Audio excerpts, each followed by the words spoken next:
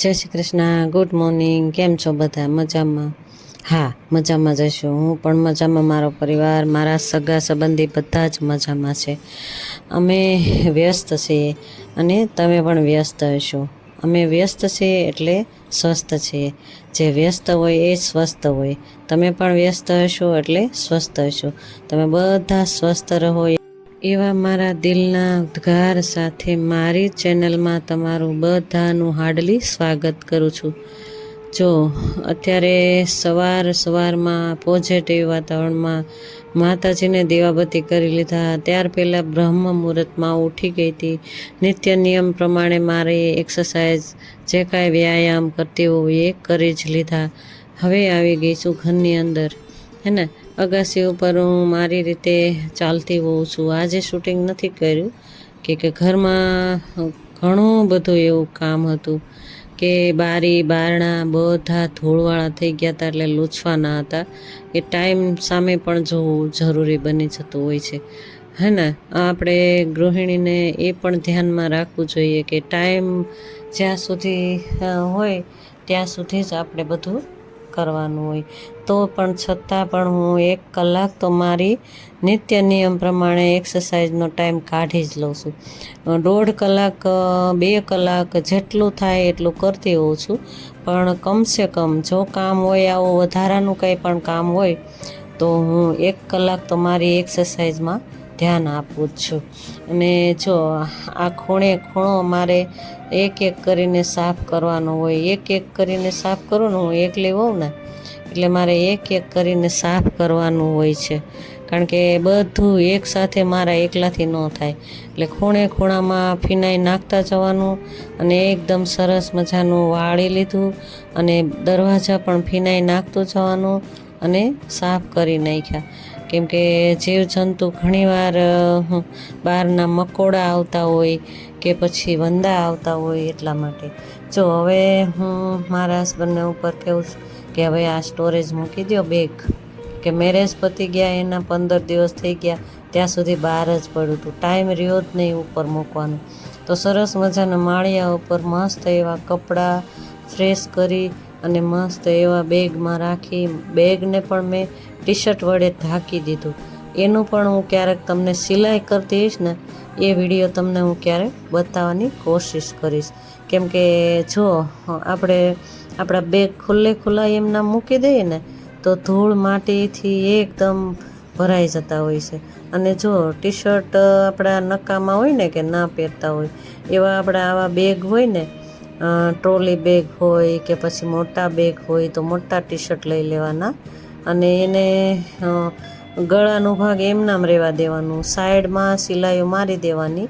અને પછી તમે બેગને એમનામ જો બેગમાં પહેરાવી દો ને, જેમ ટી-શર્ટ પહેરતા હોય એમ, તો એ એકદમ ઢંકાઈ જાય ને એટલે ધૂળ માટી ન ખૂસે. કારણ કે ખાંચા ખૂંચી બહુ હોય ને બેગમાં, એટલે ધોવા પડે બેગ. ઓલા ધોવા ન પડે, લૂછી અને મસ્ત એવા સાફ સુથરા કરી અને ઊંચા આપણે સ્ટોરેજમાં મૂકી દઈએ, ઊંચી જગ્યાએ માળિયા ઉપર. એટલે હું છે ને એવું જ કરતી હોઉં છું. કારણ કે વેસ્ટમાંથી બેસ્ટ ઘણું એવું કરતી હોઉં. ક્યારેક હું બતાવવાની કોશિશ કરીશ. હું સિલાઈ મશીનમાં બેસું તો મારે આ બધો ટાઈમ નથી રહેતો. એટલા માટે મારે છે ને 2, 3, 4 રૂમ હોય એટલે ધૂળ માટી બહુ આવતી હોય. તો એમાં ને એમાં મારે ક્યાં ટાઈમ જતો રહે મને ખ્યાલ જ નથી રહેતો. મારે સિલાઈ કરવાની હોય ઘણું બધું. જો સિલાઈ મશીન પણ છે મારે. ઘણું વેસ્ટમાંથી બેસ્ટ બનાવતી રહેતી હોઉં છું. પણ હમણાં તો ટાઈમ જ નથી રહેતો, કાંઈ ટાઈમ નથી રહેતો. અને થોડી તબિયત ઊંચા નીચી હોય એટલે કંટાળો આવે, એમ થાય કે ચાલો હવે આપણે રૂટિન કામ કરી અને થોડો આરામ કરી લઈએ.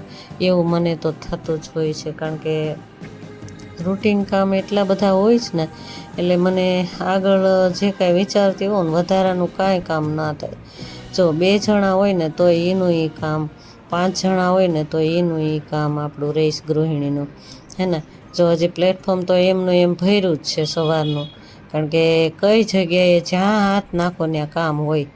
જ્યાં રૂમમાં આગળ જે રૂમમાં જાઓ એ રૂમમાં કામ હોય. ડોલમાં મેં કેટલી બધી ઝાઝી બધી ફિનાઈ નાખી અને જો પોતું એકદમ સરસ સાફ સુથરું ધોઈ અને પછી હું દરવાજા બધાય લૂછી નાખું. 15 કે 20 દિવસે એકવાર આ કામ હું કરતી હોઉં છું. એમાં મારે ટાઈમ જ નથી રહેતો કે હું સિલાઈનું કામ કરું. મારે સિલાઈનું કામ પણ ઘણું બધું ભેગું થયું છે, પણ મને બેસવાનો ટાઈમ જ નથી રહેતો. ઘણું બધું એવું હોય એ કલાક કે 1.5 કલાક બપોર પછી મારે થોડોક ટાઈમ રહે એટલામાં મને એમ થાય કે ચાલો આરામ કરી લઈએ થોડીક વાર. આરામ માથે જો સહેજ આરામ કરીએ ને તો હાથ પગ એવા કળતા હોય કે આખો દિવસ દોડધામ કરી અને હાથ પગ પણ કળતા હોય છે. મને તો ખૂબ થાક લાગતો હોય છે, કારણ કે મને થાઇરોઇડ છે ને એટલે થાકી જવાય છે ભાઈ, થકાઈ જાય છે. ઉંમર પ્રમાણે બહુ થકાઈ જાય, અને આ બધું કરવું પણ જરૂરી હોય આપણે, કારણ કે કામવાળા રાખીએ ને તો કામવાળા આવા ખૂણે એમ ને આપણે ન સાફ કરી દે, આ આપણે જ કરવું પડે. કામવાળા રાખીએ ને તો કચરા પોતા આગળ કરી અને વયા જાય. ખૂણે તો આપણે જ જોવું પડે, બરાબર ને? મારી વાત તમને સાચી લાગતી હોય તો મને કમેન્ટમાં કહેજો. જો કેટલું ધૂળ નીકળી અને કચરો કેટલો નીકળ્યો. એમાં વંદા પણ હતા મરેલા, 2-3 તો વંદા હતા મરેલા. વ્હાઈટ લાદી છે એટલે તમને બહુ નહીં દેખાતું હોય, પણ બહુ ધૂળ હતી ભાઈ.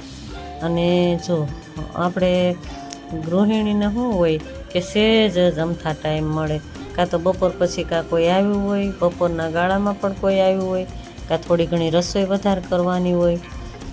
જ્યાં હાથ નાખો ત્યાં કામનું કામ. અને પરિવારમાં જે કોઈ વ્યક્તિ આવ્યા હોય, કોઈ પરિવારનું આવ્યું હોય તો ચા પણ સાથે બનાવતા જતા હોઈએ, એની સાથે થોડી વાર બેસતા હોઈએ. એમાં છે ને ટાઈમ ક્યાં જતો રહે કાંઈ ખબર ના રહે. જો હજી પ્લેટફોર્મ તો એમનું એમ ભર્યું જ છે, વાસણો બાકી છે, પ્લેટફોર્મ સાફ કરવાનું બાકી છે. જોયું ને તમે? જો આ ફિનાઈ નાખી અને બધી જગ્યાએ બધા દરવાજા આગળ લૂછા, પાછળના દરવાજા બધા લૂછા, તો હજી 2-3 દરવાજા તો બાકી રહી જ ગયા. તો હું આ બધું કામ કર્યા રાખું ને તો મારે આખો દિવસ વયો જાય ને તો ખબર જ ના રહે. થોડોક આરામ પણ જરૂરી હોય ને, આપણા શરીરને થાક લાગે એટલે થોડોક આરામ તો દેવો જ પડે. આ લગભગ મારે 2 વાગ્યા સુધી હાલ્યું મારે રસોઈ. હા, મોડી રસોઈ પછી કરીએ એમ કે ભાઈ આ વધારાનું કામ કાઢીએ ને એટલે બધું કામ રહી. જો હવે વાસણ તો હું પ્લેટફોર્મ ઉપર જ કરી નાખતી હોઉં છું, કેમ કે બધું નીચે લઈ જવાનું, ઉપર લઈ આવવાના, એ બધું કેટલું કામ વધી જાય એટલે. અને આંગણું તો તમે જોયું ને, આંગણું તો એટલા પાનખર સિઝન છે ને એટલે આંગણું પાન થઈ જાય. અને જ્યાં આગળ મારે ચોકડી છે ને વાસણ ઉટકવા, કપડાં ધોવાની, ત્યાં પણ માથે જ ખરતા હોય પાન. હે ને પાનખર સિઝન છે ને એટલે બધા પાન ને મોર ને ડાળો ને માથે જ ખરતા હોય. એટલે હું આંગણામાં તો કંઈ કાઢતી જ નથી, અને ત્યાં ને ત્યાં જ ઉટકી નાખું, વાસણે ઉટકી નાખું અને પ્લેટફોર્મ પણ સાફ કરી નાખીએ. જો હજી એક થોડુંક રહી ગયું હતું આ રૂમમાં, હોલમાં, તો કાઢી નાખીએ કચરો. હોલમાંથી કચરો બહાર કાઢી નાખ્યો. અને હોલ જે દરવાજા નીચે મેં રાખ્યું હોય ને એ છે ને સહેજ મસ્ત એવું કાપડનું બનાવેલું છે મારે, એ રાખ્યું હતું. એ પણ મેં ઊંચકી અને એમાંથી પણ ધૂળ માટી કાઢી જ નાખી અને સરસ મજાનું પોતું પણ મારી દઈએ. હવે હોલ આખું સાફ સુથરું થઈ જાય ને તો એવી મજા આવે. મચ્છરો ન આવે, મકોડા ન આવે, કીડીયું ન થાય. ઝાઝી બધી ફિનાઈ નાખી અને મસ્ત એવું 3-4 ડોલ પાણી મારે ઢોળવાનું, ત્યારે તો માંડ સફાઈ હરખી થઈ. ત્યાં સુધી એક ધારા. અને તમને હું બતાવું ને જે પોતું મારું ને એની ડોલ ખરાબ થઈ ગઈ છે નીચેથી તળિયેથી, એટલે હું ડોલું ભરી અને નીચોવીને મારતી હોઉં છું. પ્લેટફોર્મ ઉપર ડોલ રાખી અને ત્યાં નીચોવી આવું અને પછી હું મારતી હોઉં છું. સરસ મજાનું જો મસ્ત હોલમાં પણ થઈ ગયું. આ મંદિરવાળો રૂમ છે ત્યાં પણ થઈ ગયું. ત્યાં આગળ પણ હજી જો થોડું ગોઠવવાનું બાકી જ છે. હે ને, મેં હમણાં વાત કરી ને તમને કે જ્યાં તમે હાથ નાખો ત્યાં કામનું કામ જ હોય. આપણે બૈરાઓને શું હોય કે જ્યાં હાથ નાખો એમ થાય ક્યાં સફાઈ કઈ કરવી. અને જો આ મારું મશીન છે, વોશિંગ મશીન, એ પણ ખરાબ થઈ ગયું છે. થોડું અંદરથી રબર થોડું નીકળી ગયું હતું, એટલે મારા હસબન્ડ કે લાય હું જોઈ લઉં. તો એણે ખોલ્યું પણ મેળ ન આવ્યો, એટલે પછી કારીગરને બોલાવવા પડ્યા અને મશીન મસ્ત એવું કરીને કારીગર જતા રહ્યા. મસ્ત કારીગર આવ્યા અને સરસ મજાનું મશીન, સરસ મજાનું રિપેરિંગ કરી દીધું. અને હવે ઓછું મૂકી દેશે. અને સરસ મજાનું પોતું પણ લાગી ગયું. જ્યાં આગળ મશીન હતું ત્યાં આગળ પછી માર્યું. પહેલાં તો મેં જ્યાં જ્યાં જરૂરી હતું ત્યાં પહેલાં કરી નાખ્યું.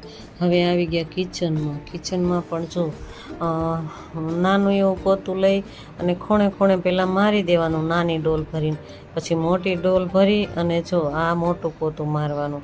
પહેલાં ખૂણે ખૂણે મારી દેવાનું. એ હું બતાવવા બેસું ને તો કેટલી કલાકો વહી જાય, મારો એવડો મોટો વિડીયો થઈ જાય ભાઈ. હા, આવી ગયા. હવે જો જ્યુસ પહેલાં તો બનાવી નાખીએ. દૂધી, બીટ, ગાજર, કાકડી અને ધાણા ભાજી, પાલક, લીમડાના પાન નાખી અને મસ્ત એવો જ્યુસ તૈયાર કરી નાખીએ. અમે જમ્યા પહેલાં અડધો કલાક પહેલાં 2 ગ્લાસ 2 જણા એક એક પી જઈએ. પછી અડધો કલાક પછી જમીએ. જો મને મરચાં તો તળેલા જ ભાવે ભાઈ. મારા માટે હું તળેલા 2 મરચાં, 1 મરચું શેકી નાખું અને સંભારો પણ કરી નાખવાનું. ગાજર અને અમારા ઘરના જ આંગણાની કેરી. અને હવે તેલ ઝાઝું બધું મૂકી અને વઘાર કરવાનું.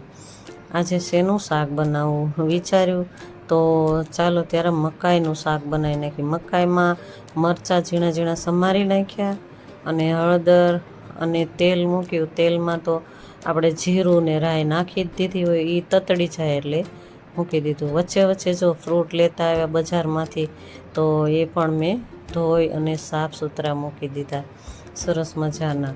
અને ગામડે ગયા હતા એટલે મસ્ત એવું દૂધ લઈ આવ્યા. 2 લીટર એક સાથે લઈ આવે ને એટલે અમારે લગભગ 5 દિવસ હાલે જ તે એમ. જો હવે પાલક નાખી દીધી. પાલક અને મકાઈનું શાક બનાવ્યું ભાઈ. આજે તો શું બનાવું રોજ, એટલે આજે તો એવું જ વિચાર્યું કે પાલક મકાઈનું શાક બનાવી નાખીએ. એટલે જો મરચું, મીઠું, ધાણા જીરું તમે જોતા જ હશો કે મારા મસાલા સાદા અને સિમ્પલ હોય. અલગથી કાંઈ નાખતી જ નથી હું. કોઈ ડુંગળી, લસણ આ તે બધું નથી નાખતી. જો આ મારું આદું ક્રશ કરીને નાખી દીધું. ડુંગળી લસણવાળું બનાવી દઉં મારા હસબન્ડને. ક્યારેક જો એમને ખાવું હોય તો હું બનાવી જ દેતી હોઉં છું, પણ રોજિંદું ન હોય ડુંગળી લસણ મારા શાકમાં. અને જો આ મકાઈનો રોટલો બનાવી નાખ્યો. મકાઈનો રોટલો મસ્ત એવો બને. જો આ મકાઈનો રોટલો છે ને ફાટે બહુ, એટલે આને છે ને ઢીલો લોટ રાખી અને સરસ મજાનું મસળી અને કરવાનું, તો પણ સેજ તો તિરાડો થાય જ ફરતા. મકાઈનો રોટલો કરી નાખ્યો. થોડો ઢીલો લોટ હોય ને તો સરસ થાય. અમને મકાઈનો રોટલો ક્યારેક ભાવતો હોય. મકાઈનું શાક બનાવ્યું, મકાઈનો રોટલો, મકાઈ અને પાલક, બરાબર ને? મકાઈ ને પાલકનું શાક બનાવ્યું અને મકાઈનો રોટલો. ઘણીવાર બાજરીનો રોટલો બનતો હોય. બાજરી, જુવાર અને મકાઈ ત્રણેય મિક્સ બનતું હોય. જે અમને ફાવતું હોય ને એ અમે બનાવતા હોઈએ. મારી રસોઈ બધી સાદી અને સાવ સિમ્પલ ગામડા ટાઈપ. જો મસ્ત એવો રોટલો પણ સરસ મજાનો થઈ ગયો. મકાઈ પાલક અને મકાઈનો રોટલો. જો હવે ગામડેથી આવતા થોડાક ઢોકળા લેતા આવ્યા હતા. ઈડલી અને ઢોકળા બંને લેતા આવ્યા હતા થોડા. એટલે એનો કોરો વઘાર અમને ભાવે, એટલે કોરું સેજ અમથું તેલ નાખી અને મસ્ત એવો વઘાર કરી નાખીએ. અને માથે થોડી ધાણા ભાજી નાખી અને એવું અમે કોરું ખાઈએ. મારા વિડીયો તમને ગમે તો લાઇક, શેર, સબસ્ક્રાઈબ કરજો. અને નવા છો તો સબસ્ક્રાઈબ કરીને જ જાજો. બધા આવી જાઓ જમવા, થાળી તૈયાર છે.